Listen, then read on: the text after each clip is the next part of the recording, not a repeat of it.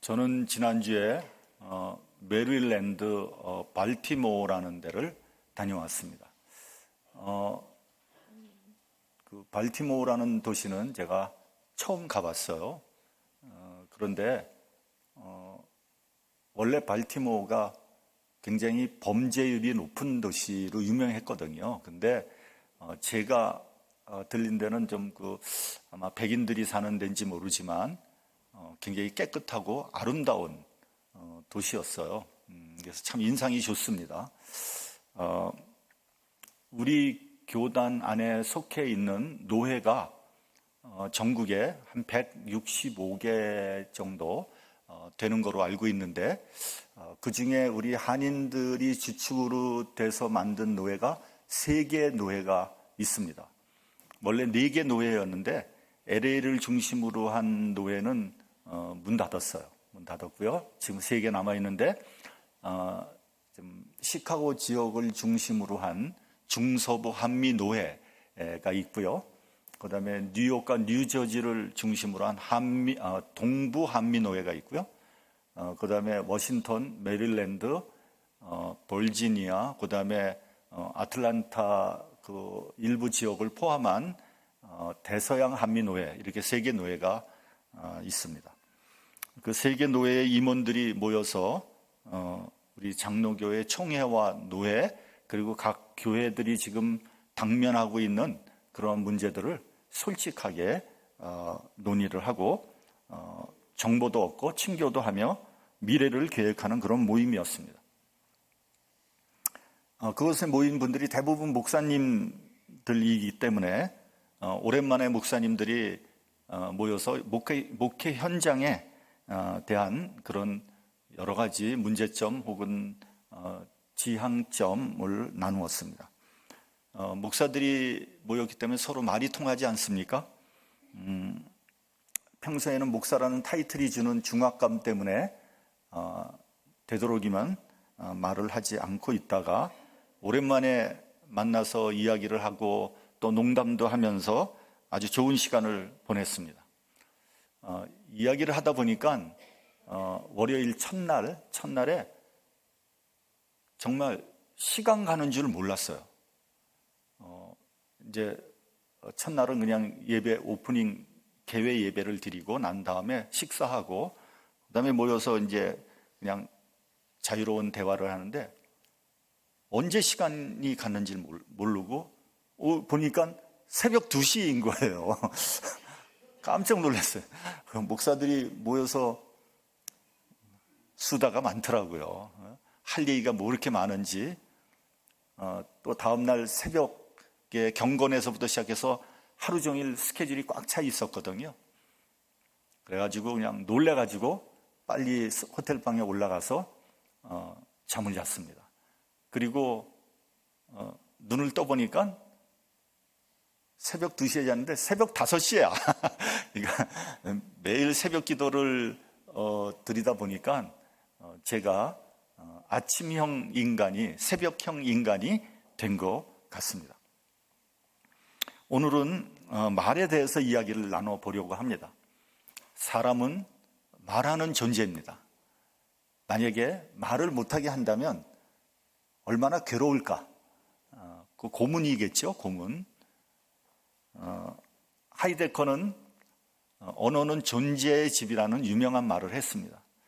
그걸 철학적으로 굉장히 어렵게 설명을 했던데 우리는 또 쉽게 얘기해야 되니까 간단하게 말하면 이런 겁니다. 그 사람의 언어를 보면 그 사람의 지식, 그 사람의 사상, 또 인격, 성품을 알 수 있다는 거죠.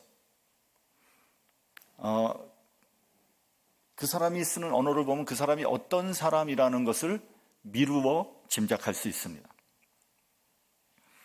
말이 점잖고 품격이 있으면 그 사람의 인격도 고상한 것이고요. 말이 거칠고 야비하면 그 사람의 인격도 그와 같이 거친 인격을 가지고 있는 겁니다.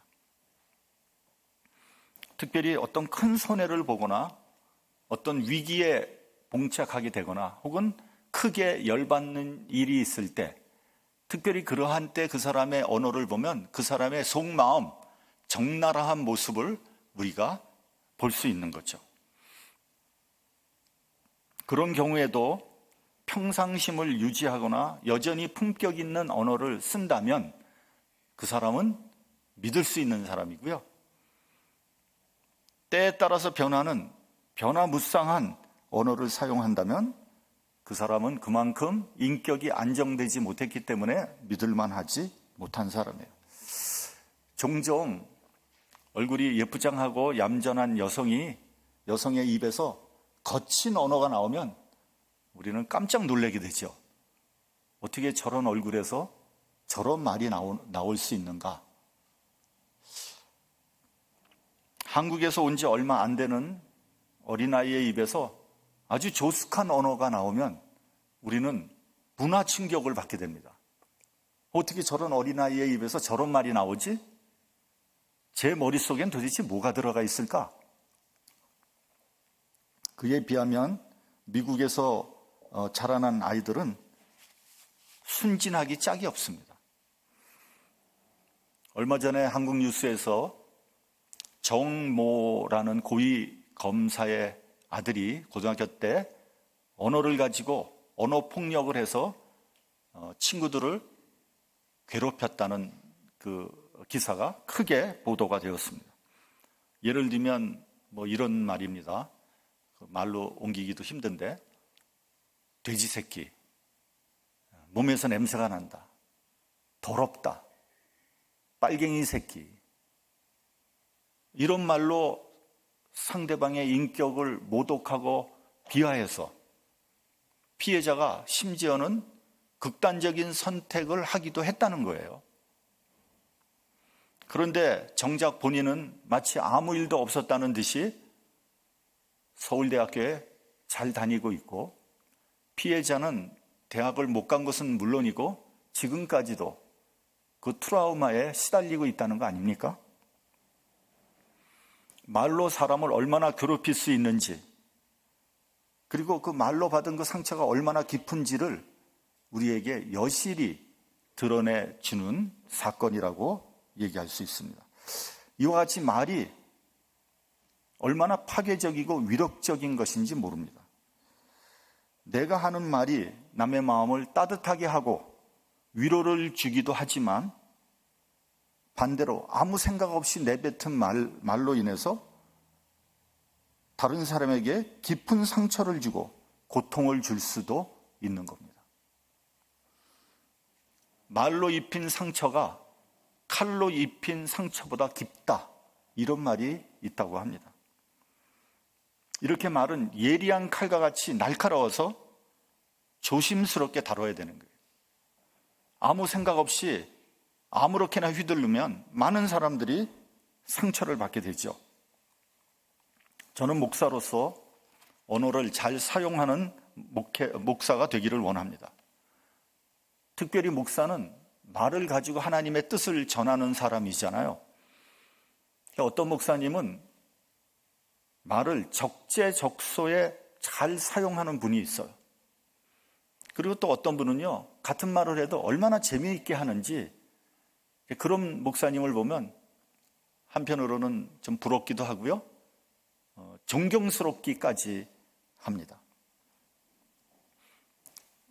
이번에 메릴랜드에서 두 번째 날 화요일이죠. 지난 화요일 날 하루 종일 이제 토의를 하고 이제 다 끝내고 저녁을 먹기 위해서 레스토랑으로 자리를 옮겼습니다. 근데 이제 그 지역에서 목회하는 한 목사님이 오시더니 이런 말을 하는 거예요. 바로 조금 전에 뉴스 속보가 떴다는 거예요. 여러분도 지난 주일 화요일 날 뉴스를 들으셨나요? 잘 모르겠습니다만 저희는 그냥 하루 종일 이렇게 같이 갇혀서 아무런 소식도 듣지 못하다가 뉴스 속보가 떴다는 말을 들으니까 귀가 솔깃하잖아요. 그래서 무슨 뉴스입니까? 무슨 사건입니까? 다들 귀를 기울였습니다. 근데 그 목사님이 하는 말이 뭐냐면, 방금 한국에서 들어온 소식인데 설악산에 가면 울산바위라고도 하고 흔들바위라고도 하는 바위가 있잖아요. 밀면 흔들거리는 그 흔들바위가 씨름 선수 몇이 그 바위를 밀어서 떨어뜨릴 수 있는가를 내기를 했다는 거예요. 근데 그래서 씨름 선수들이 힘껏 밀어가지고 그 바위가 떨어졌다는 거예요. 혹시 그 소식 여러분들 들으셨어요? 그 말을 듣고 목사님들이 경악을 했습니다. 그렇지 않아도 제가 젊었을 때 학생 때 설악산에 가서 진짜 흔들바위를 이렇게 흔들어 봤거든요. 근데 진짜 흔들리더라고요. 그 바위가 떨어졌어? 이게 어떻게 된 거지? 그래서 물어봤습니다. 어떻게 됐습니까? 그 높은 데서 떨어졌으면 이거 뭐 보통 일이 아니잖아요. 그 목사님이 하는 말이 그 바위가 떨어지는 소리가 얼마나 컸던지 속초까지 그 소리가 들렸다는 거예요. 뻥 하고. 잠시 후에 제가 알아챘습니다. 뻥이었구나.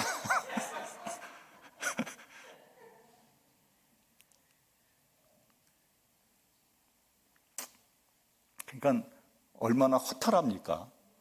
가만히 생각해 보니까 부하가 확 나더라고요. 아니 이렇게 순진한 시카고 목사님을 상대로 이렇게 사기를 칠 수 있습니까? 그랬더니 그 목사님이 하는 말이 아니 목사님 이 농담은요 10년 전에 이미 한국에서 유행 다 한 이야기입니다.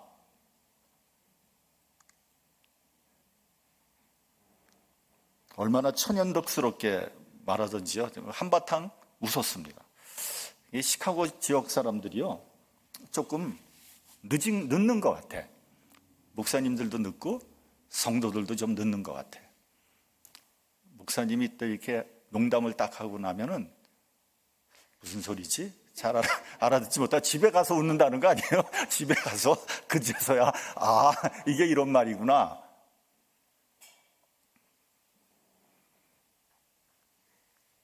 어떤 목사는 듣기 거북한 요구를 함부로 하는 사람이 있어요.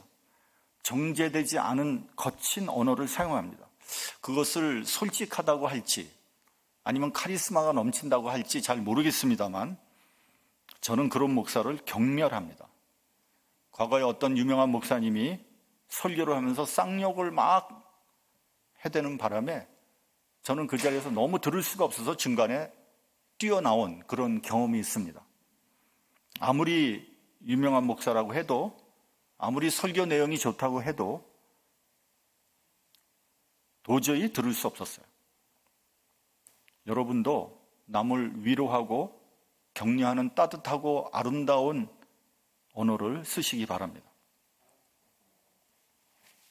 세상에는요, 한번 떠나면 다시는 돌아오지 않는 것이 3가지가 있다고 합니다. 첫째는 화살이에요, 화살. 화살은 쏘면은 돌아올 수 없는 거죠. 두 번째는 뭐겠어요?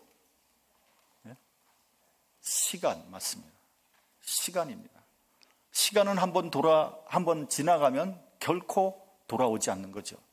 그래서 오늘도 최선을 다해서 살아야 하는 이유가 거기 있는 겁니다. 돌아오지 않으니까. 3번째는 뭐겠어요? 말입니다.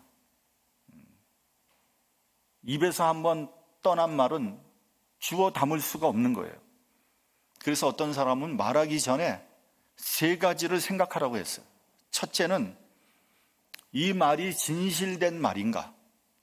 내가 어떤 말을 하기 전에 내가 지금 하는 이 말이 진실된 말인가? 어떤 사람은요, 너무 많이 얘기하는 사람이 있어요. 말이 너무 많아. 그래서 막 말하다 보면 자기가 지금 무슨 말을 하는지조차도 몰라요. 무슨 말을 했는지조차도 몰라요. 진실된 말이 될 수가 없는 거죠. 두 번째는 이 말이 필요한 말인가? 아무리 진실된 말이라도 지금 이 시점에 이 말을 해야 되는가? 이게 필요한 말인가? 필요하지 않은 말은 할 필요 없는 거죠. 세 번째는 이 말이 친절한 말인가? 내가 지금 하는 이 말이 상대방의 마음을 상하게 하고 기분 나쁘게 하고 불편하게 하는가? 한번 생각해 볼 필요가 있어요. 그런 말을 왜 합니까? 그렇죠? 할 필요가 없잖아요. 내 말이 상대방을 기분 나쁘게 하는가? 한번 잘 생각을 해보시기 바랍니다. 성경 안에는 말이나 언어 생활에 대해서 많은 말씀을 하고 계십니다. 잠언 12장 18절을 보면 지혜로운 자의 혀는 양약과 같다, 이렇게 되어 있고요. 같은 잠언을 보면요, 부드러운 혀는 뼈를 꺾지만 참소하는 혀는 사람의 얼굴에 분을 일으킨다라고 되어 있습니다.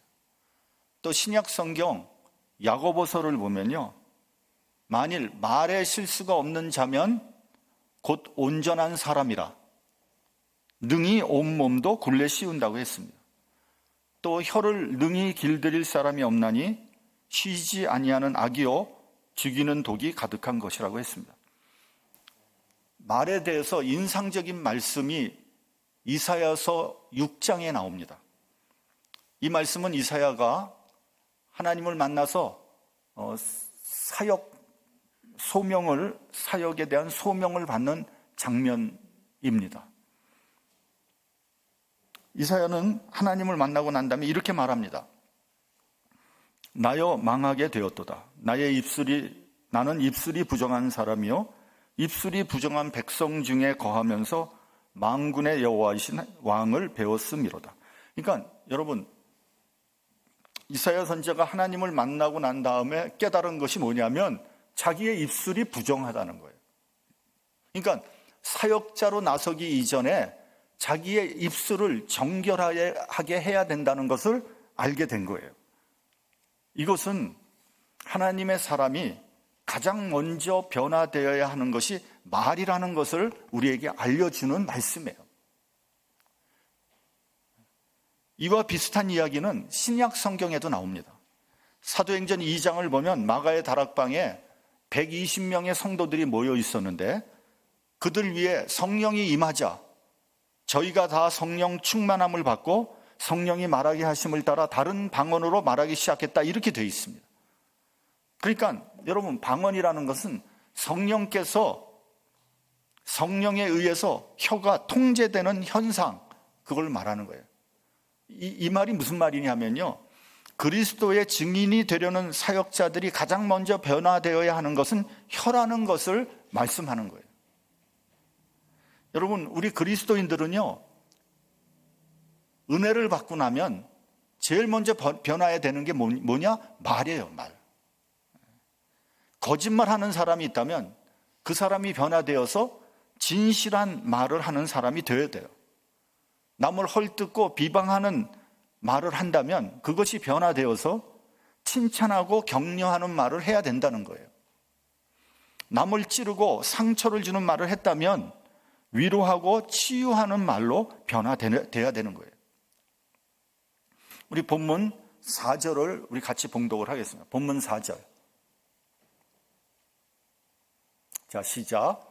주 여호와께서 학자의 혀를 내게 주사 나로 곰핍한 자를 말로 어떻게 도와줄 줄을 알게 하시고 아침마다 깨우치시되 나의 귀를 깨우치사 학자같이 알아듣게 하시는도다. 본문에 보면 학자의 혀라는 말이 나옵니다. 우리 그리스도인들이 반드시 받아야 되는 게 뭐냐? 가져야 되는 것은 학자의 혀라는 거예요.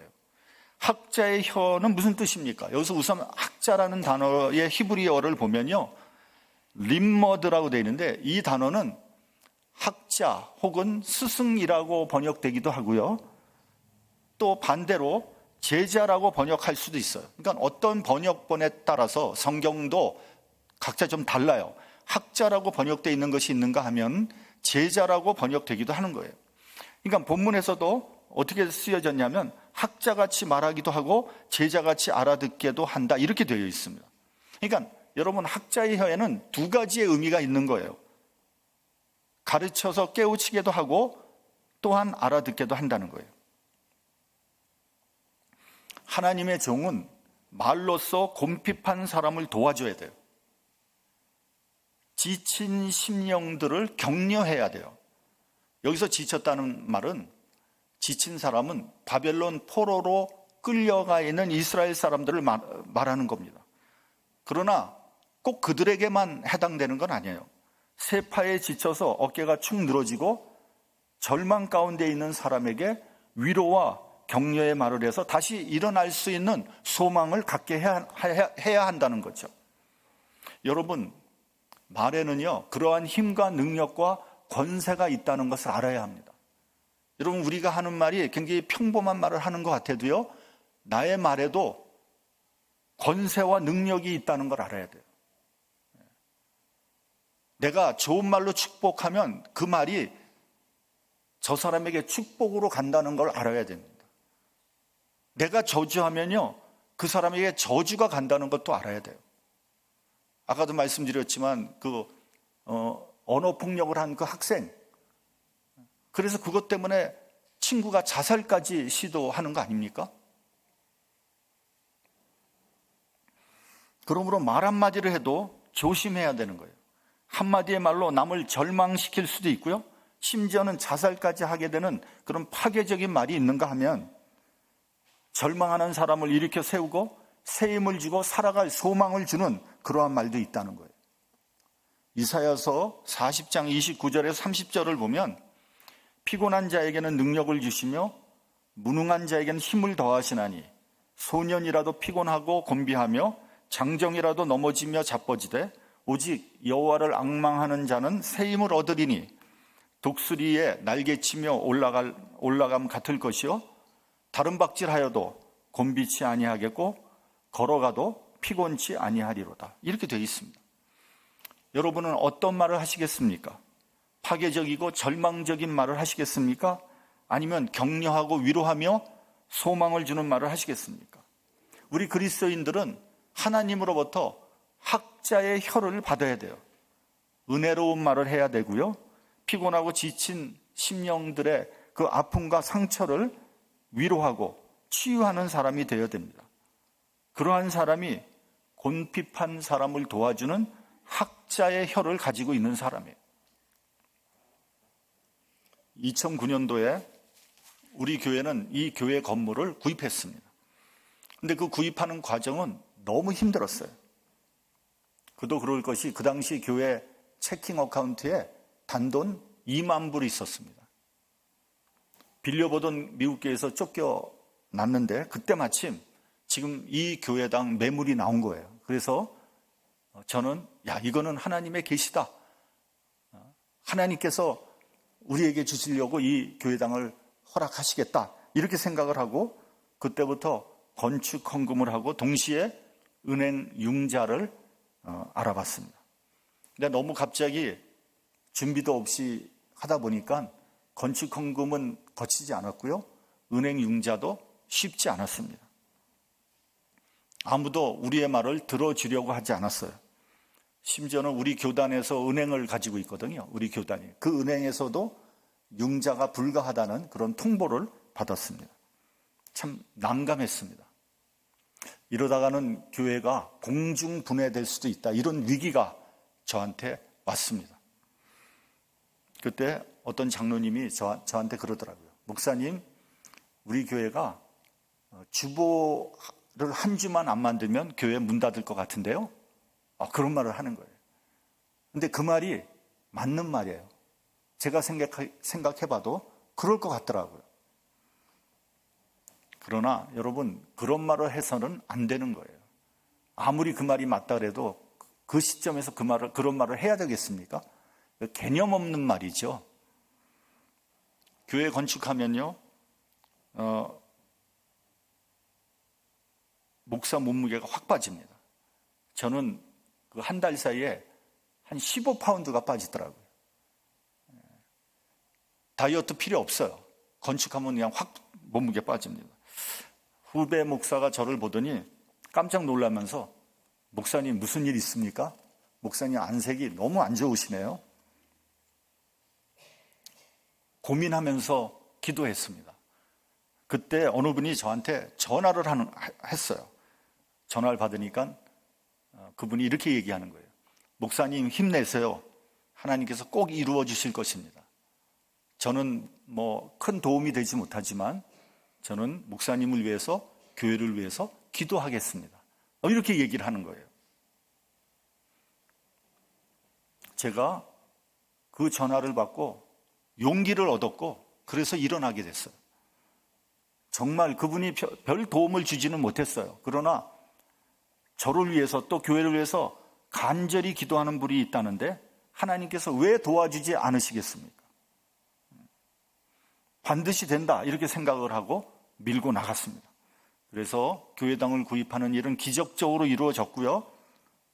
저는 그러한 입이 바로 학자의 혀다. 전 그렇게 생각을 합니다. 두 번째로는 하나님께서 아침마다 나를 깨우쳐 주신다라고 했고요. 내 귀를 깨우치시어 학자같이 알아듣게 하신다고 했습니다. 진실을 말하고 지친 사람에게 위로와 소망을 전해줄 수 있는 것은 나의 귀를 열어놓고 날마다 새롭게 깨우치는 일을 통해서 가능해지는 거예요. 여러분, 말을 잘하기 위해서는 먼저 말을 잘 들어야 되는 것은 너무 당연한 일이죠. 깨달음을 얻기 위해서 또 그 깨달은 진실을 잘 전하기 위해서 끊임없이 우리는 귀를 열어놓아야 합니다. 배우지 않은 사람이, 깨닫지 않은 사람이 어떻게 깨달은 바를 제대로 전할 수 있겠습니까? 그러나 여러분, 진실을 전하는 것은 결코 쉽지 않습니다. 우리 본문 6절을 같이 봉독하겠습니다. 본문 6절. 자, 시작. 나를 때리는 자들에게 내 등을 맡기며 나의 수염을 뽑는 자들에게 나의 뺨을 맡기며 수욕과 침뱉음을 피하려고 내 얼굴을 가리우지 아니하였느니라. 예수님은 진실을 전하다가 온갖 수모와 핍박을 당했습니다. 채찍으로 맞았고요, 뺨을 맞았고요, 수욕과 침뱉음을 당했습니다. 그러나 그것을 부끄러워하지 않았어요. 수치로 여기지 않았어요. 묵묵히 고난을 당하셨어요. 여러분, 고난을 각오하지 않으면 진실을 전할 수 없습니다. 여러분, 진실을 말하기 위해서는 큰 용기가 필요하다는 것을 알아야 합니다. 이 세상에서 제일 고약한 직업이 두 가지가 있는데, 첫째는 학자고 두 번째는 성직자라는 거예요. 왜 그러냐면 학자들은요, 자기의 이론과 다르면 다 틀렸다고 들으려고 하지도 않고요. 성직자들은요, 자기의 신앙과 다르면 그거 다 잘못됐다고 다 이단이라고 정죄하는 통의 문제라는 거죠. 그런데 여러분, 학자에다가 성직자까지 겸하면 어떻게 되겠습니까? 도무지 씨알이 맥히지 않는 고집불통이 되는 거죠. 그래서 제가 박사학위를 따지 않은 거예요. 어떤 목사님은요, 명함에 보니까 이렇게 돼 있어요. 박사 아무개 목사. 명함에. 영어로는 레브런드 아무개 PhD. 그렇게 되어 있어요. 그것은 스스로 나는 이렇게 꽉 막힌 사람이라는 것을 광고하는 것 아니겠습니까? 진리를 탐구하고 깨우쳐서 전해야 하는 사명을 가진 사람들이 오히려 소통을 꽉 막히게 하는 장본인이 될 수도 있다는 거예요. 어떻게 하면요? 귀를 열어놓지 않으면. 여러분, 이 말은요, 비단 학자나 성직자에게만 해당되는 말은 아닙니다. 우리 그리스도인들 가운데 도무지 다른 사람의 목소리에 귀를 기울이지 않는 사람들이 있어요. 자기 세계에만 매몰되어 있고요, 자기 신앙만 최고라고 생각을 합니다. 도무지 말이 통하지 않아요. 앞뒤가 꽉 막혔어요. 우리 그리스도인 중에 그런 사람들이 의외로 많습니다. 어떤 사람은 자기 이야기만 합니다. 다른 사람 말 들으려고 하지 않아요. 자기 믿음만 지향합니다. 왜 그렇게 믿음이 좋은지 모르겠어요. 목사가 얘기해도 믿지 않습니다. 그리고 자기 경험만 맞다고 합니다. 답답한 일이죠. 저는 골프를 쳐보지 않아 잘 모르겠는데 골프는요, 기본기를 잘 배워야 한다고 합니다. 그냥 아무렇게나 막 치면요, 아무리 오래 쳐도 스코어가 좋아지지 않는다는 거예요. 근데 여러분, 다른 모든 운동이 마찬가지입니다. 처음에 배울 때부터 잘 배워야 되는 거예요. 폼이 잘못돼가지고 소위 좀 안 좋으면 똥폼이 되면요, 그걸 고치려면 시간과 노력이 배로 들어간다는 거예요. 우리말에 벼는 익을수록 고개를 숙인다고 합니다. 믿음이 있을수록 겸손해야 돼요. 믿음이 있는 사람들이 자꾸만 다른 사람의 이야기를 들을 줄 알아야 돼요. 들어줘야 되는 거예요. 먼저 믿음의 본을 보여야 합니다. 어떤 사람은요, 말로 한몫 보는 사람이 있어. 말로는 호랑이 잡어. 그렇게 하면 안 됩니다. 야고보서를 보면 이렇게 말씀합니다. 행함이 없는 내 믿음을 내게 보이라. 행함이 없는데 그 믿음을 어떻게 보이겠습니까? 나는 행함으로 내 믿음을 내게 보이리라. 이렇게 돼 있어요. 여러분, 믿음이란 단어는 명사가 아니라 동사예요. 믿음이 있는 사람은 반드시 움직입니다. 행동합니다. 그래서 행함이 없는 믿음이 죽은 믿음이라고 하는 거예요. 진리를 깨우치기 위해서 귀를 열고 어떠한 위험과 핍박이 있더라도 진실을 말하는 담대한 주의 자녀들이 되기를 바랍니다. 이제 시작되는 고난주간 진실한 삶을 사셨고 진실을 전파한 바로 그 사실 때문에 고난을 겪으시고 마침내는 십자가에서 죽음을 당하셨지만 부활하셔서 마귀의 권세를 이기신 예수 그리스도의 가신 길을 깊이 새기는 우리 모두가 되기를 바랍니다. 그로부터 얻은 깨달음으로 이 죄악된 세상에 위로와 소망을 전해줄 수 있는 우리 모두가 되시기를 주님의 이름으로 축원합니다. 기도하겠습니다.